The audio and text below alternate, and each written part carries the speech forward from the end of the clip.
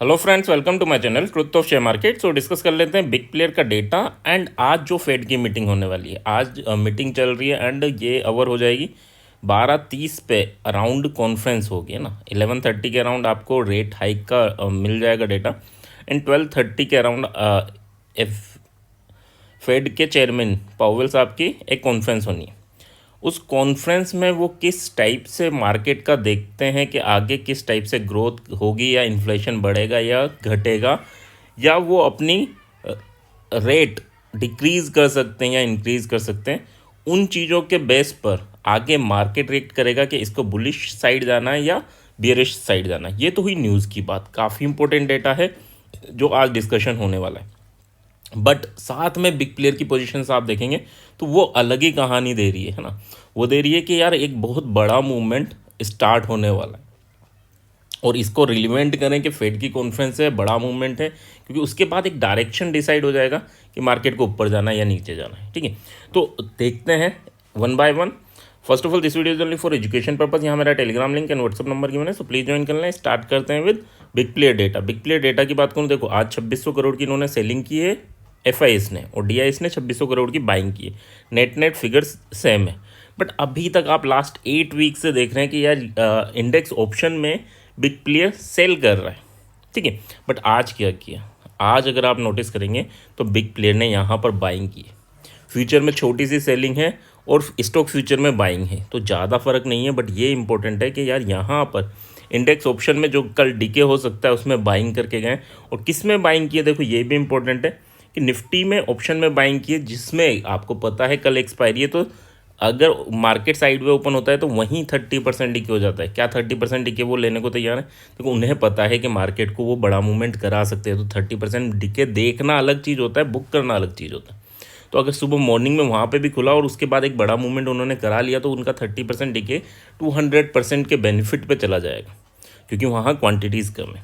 साथ में आज बैंक निफ्टी की एक्सपायरी हुई है, एंड बैंक निफ्टी की एक्सपायरी के बाद भी आज उन्होंने बाइंग करके गए। जबकि बड़ा प्लेयर अगर बड़ा मूवमेंट नहीं होता तो जिसकी एक्सपायरी होती है उसमें सेलिंग करके जाते हैं, क्योंकि प्रीमियम काफ़ी ज़्यादा होती हैं। बड़े मूवमेंट के बाद भी उनके लॉसेस के चांसेस कम होते हैं, क्योंकि वो सीपी दोनों बाय सेल करके जाते हैं। बट आज यहाँ पर भी बाइंग है, तो दैट मीन कि बड़ा मूवमेंट तो अब होना है, बड़े लेवल टूटने वाले हैं। अब ये अपवर्ड डायरेक्शन में टूटेंगे, डाउनवर्ड डायरेक्शन में टूटेंगे, इनको थोड़ा सा हम और एनालाइज कर लेते हैं। फिर निफ्टी की बात करूँ, इसमें सेलिंग है, थोड़ा सा इसे हेज कर रखा है। मिड कैप निफ्टी में भी बाइंग है, तो सब जगह बाइंग है, यानी डीके के साथ एक बड़ा मूवमेंट देखते हैं बड़े प्लेयर।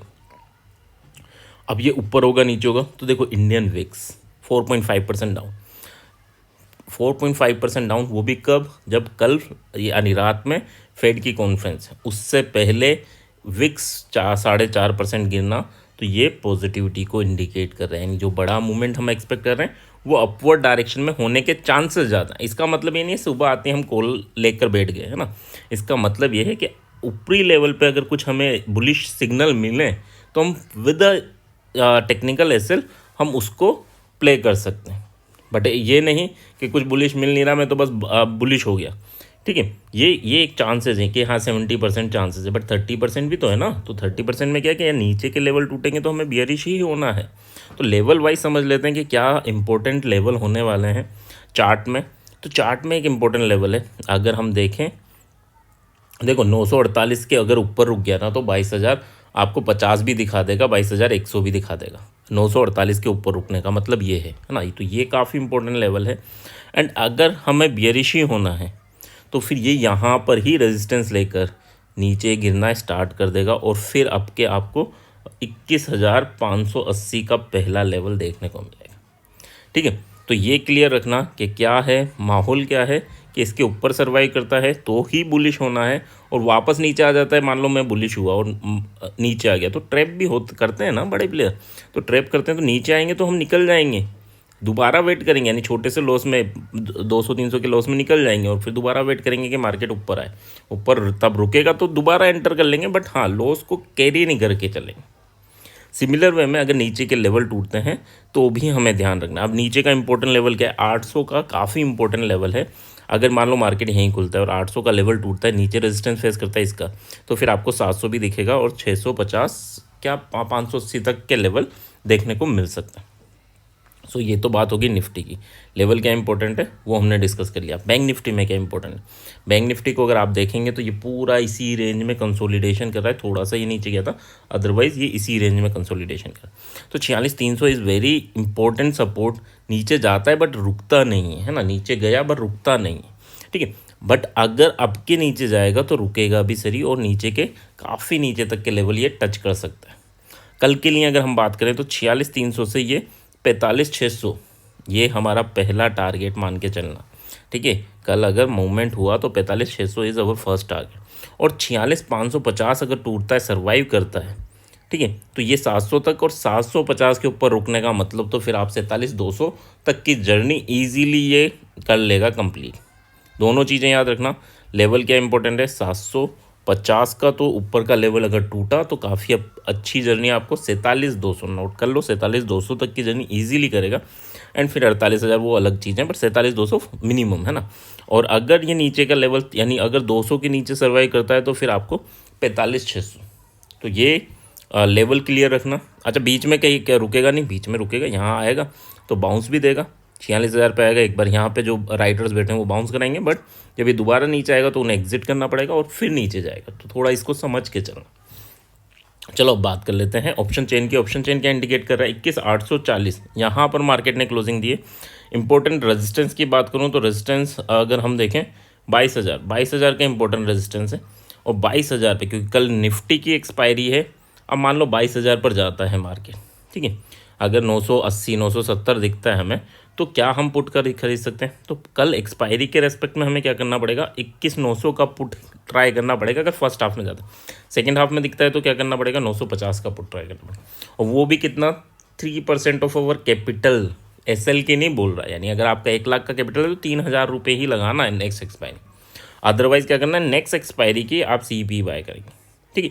तो थोड़ा इस वे में आपको प्लान करना है। और यहाँ पर रेजिस्टेंस फेस कर कहाँ तक गिर सकता है, तो ये एटलीस्ट 850 तक वापस गिर सकता है। 22,000 पर रेजिस्टेंस फेस करके यानी 150 पॉइंट का मूवमेंट दे सकता है। इसीलिए क्या 10-20 रुपये की चीज़ खरीदेंगे, या तो ज़ीरो हो जाएगी, 3,000 रुपये चले जाएंगे, या फिर अगर वो 100 हो गई तो वो 30,000 बनेंगे। तो इस वे में आपको प्लानिंग सीखनी पड़ेगी। अब आप क्या करोगे कि यार बहुत अच्छी चीज़ है, 1 लाख रुपए लगा दो। जैसे आपने पैसा अपना 3% से ज़्यादा लगाया, आपकी साइकोलॉजी इस वे में वर्क करेगी कि ये 1 लाख जो पैसा लगाओगे, क्योंकि ऊपर तो जाएगा, तो 3,000 लगाया, 1,500 भी देखोगे तो डरोगे नहीं कि 1.5 ही बचा है। पर जैसे ही आपने 1 लाख लगाया, ऊपर गया, 20,000 भी कम हुए ना तो धक धक बढ़ जाएगी। 50% छोड़ो, 20%, 10% भी कम हुए ना कि यार ये 1 लाख डूब सकता है। तो ये चीज़ें समझो कि साइकोलॉजी कितनी इंपॉर्टेंट है ना। तो जब पैसा आप लिमिटेड लगाओगे तो दिक्कतें नहीं होंगी। तो 22,000 is our put level. And call के लेवल क्या है, तो कॉल का लेवल एक तो 700 बन रहा है क्योंकि आज यहाँ से रिवर्स किया था, एक 800 भी बन रहा है। अगर गैप अप होता है तो 800 बनेगा, अगर गैप डाउन होगा तो 800 नहीं बनेगा, है ना, ध्यान रखना। गैप डाउन होता है तो फिर 800 नहीं बनेगा। 800 कब बनेगा, जब गैप अप होता है और नीचे गिरता है और यहाँ रेजिस्टेंस फेस करता है, ठीक है, यहाँ नीचे गिरे और यहाँ सपोर्ट फेस करे, सॉरी, तो आपको मिल सकता है। तो 2 लेवल हमारे क्लियर हैं। 900 पर क्या करना है, तो अभी 900 पर ज़्यादा कुछ नहीं, क्योंकि 950 से 22,000 इसके बीच में ही करना है ना। सेकंड लेवल आता है हमारा 22,120 का, ठीक है, वो लेवल भी इंपॉर्टेंट रहेगा। क्यों, क्योंकि वहाँ से भी एक सेलिंग प्रेशर जनरेट हो सकता है। तो ये 2 लेवल हैं पुट के और 2 लेवल हैं कॉल के, या इनके अलावा हमें ट्राई नहीं करना। और क्या करना है, हमें छोटी सी क्वांटिटीज़ बाय करनी, छोटी सी क्वांटिटीज़, और विद 1% 2% ऑफ योर अमाउंट। जो भी आपका अमाउंट है उसका केवल 1% आप लगा के चले। 6,000 है तो 600 रुपये की चीज़ खरीद। अब इतना दूर भी नहीं खरीदना कि यार वैल्यूज़ ही नहीं हो, जस्ट आउटसाइड या उससे थोड़ा सा आगे, यानी 700 पर है तो 750 या 800 से ज़्यादा, इतनी से ज़्यादा दूर मत खरीदना एक्सपायरी में, अदरवाइज़ कोई फ़ायदा नहीं होता। तो ये 2 चीज़ें याद रखना।